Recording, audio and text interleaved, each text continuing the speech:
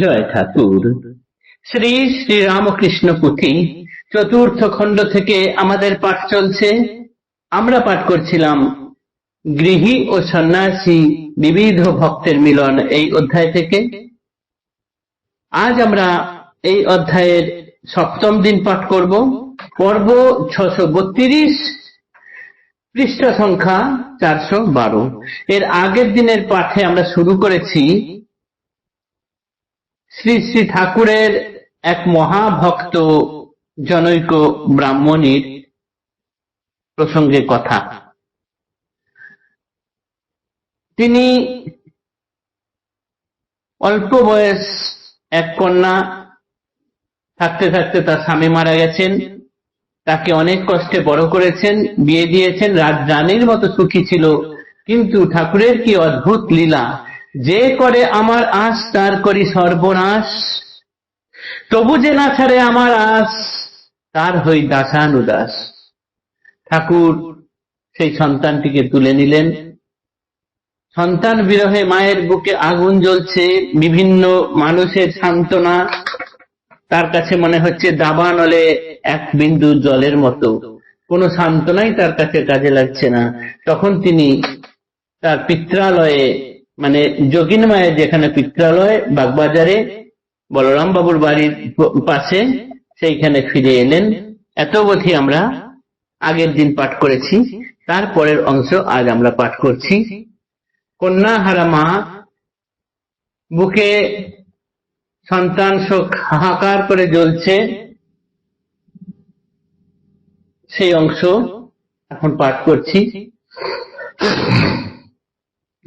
যোগিন মাতার যেইখানে পিত্রালয়, পরস্পর প্রতিবাসী আছে পরিচয়, ব্রাহ্মণের শোকাতুরা দেখিয়া অবস্থা, সান্ত্বনার হেতু কয় ধর্মের কথা।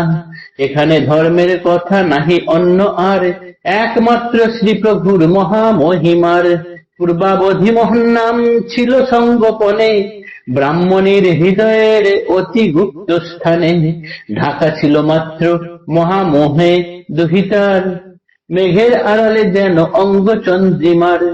উড়িল সে ঘন মেঘ দুহিতার কায়া, এখন কিঞ্চিত আছে একটুকু ছায়া। বসিল সতেজে নাম প্রাণের ভিতর, দর্শনে চলিলেন দক্ষিণ শহর। মহাভক্ত শ্রীপ্রভুর ব্রাহ্মণের মেয়ে, সময় আগত যেন পথ পানে চেয়ে আছেন শ্রীপ্রভুদেব তাহার কারণ। সুমধুর কথা অতি ভক্ত সংযতন, গুণমণি মন্দিরের বাহিরে বেড়ান।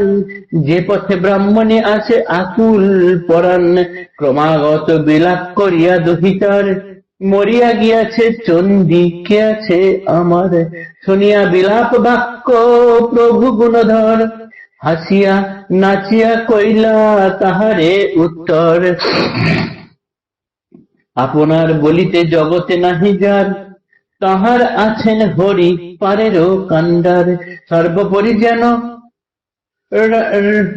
রোগী গেছে ঢলে পড়ে, হঠাৎ জাগিয়া ওঠে মন্ত্রের জোরে। সেই মতো শোক বিষে যারা তনুখানি, ব্রাহ্মণীর চমক অঙ্গ শুনিয়া শিবানী।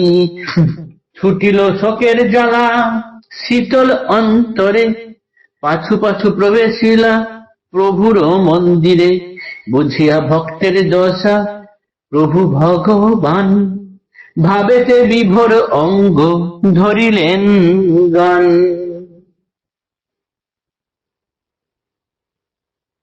ব্রাহ্মণীকে তখন যোগিনমা ও অন্যান্যরা সান্ত্বনা বাক্য দিচ্ছেন এবং বলছেন একটু ধর্মের কথা শুনতে, ধর্মের কথা আলোচনা করতে।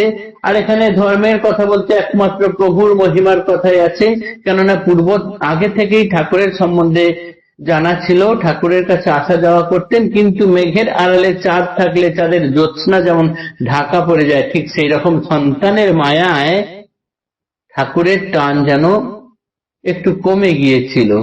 এখন সেই সন্তানের কায়াটি, অর্থাৎ মেঘ যেমন সরে গেলে পুনরায় জ্যোৎস্না বেরোয়, ঠিক সেরকম সন্তানের কায়াটি সামনে থেকে সরে যাওয়ার জন্য তার ঈশ্বর প্রেম যেন আবার জেগে উঠেছে।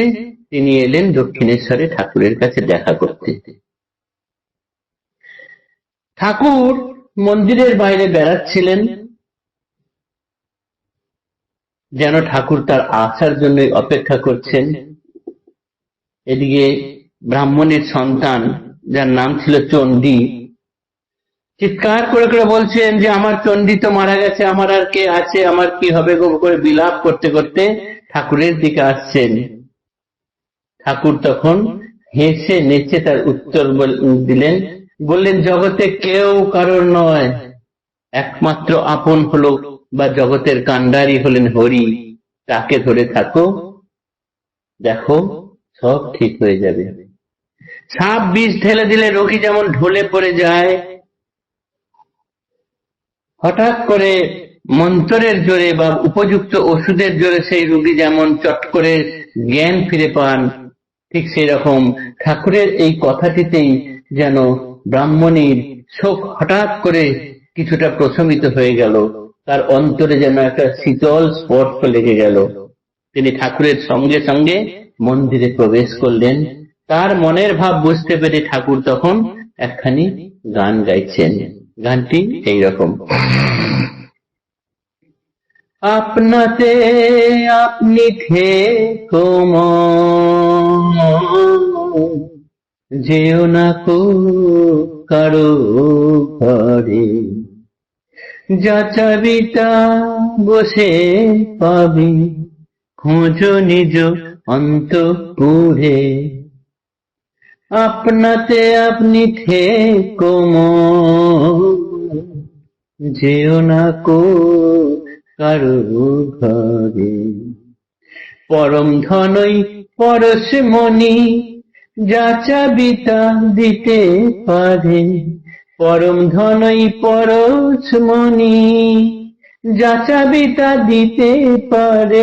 কত মণি পড়ে আছে আমার চিন্তা মনির নাচ দুয়ারে, আপনাতে আপনি থেকো মন, যেও না কো কারো ঘরে।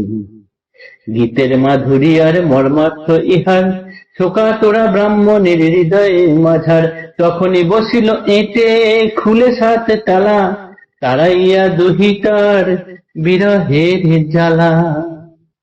এই গানের মর্মার্থ ব্রাহ্মণের হৃদয়ে প্রবেশ করার সঙ্গে সঙ্গে যেন মনের সাত তালা এঁটে খুলে বসে গেলেন শান্তির বাণী।